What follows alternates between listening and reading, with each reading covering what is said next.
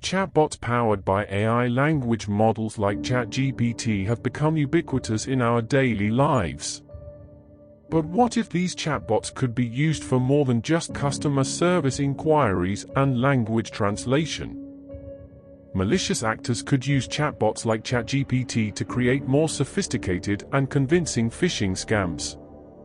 By mimicking the language and tone of a legitimate business, scammers could trick people into handing over sensitive information, like passwords or credit card numbers.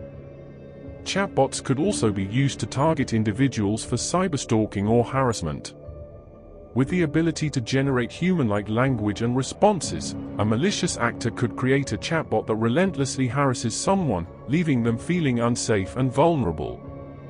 In addition, chatbots powered by AI language models could be used to spread disinformation and propaganda on social media. With the ability to generate convincing language and responses, a malicious actor could create a network of chatbots that spread false information and sow discord. So while ChatGPT and other AI language models can be incredibly useful, it's important to be aware of the potential risks and ethical concerns associated with them. Always be cautious when engaging with chatbots online, and remember that not everything you see or read may be true.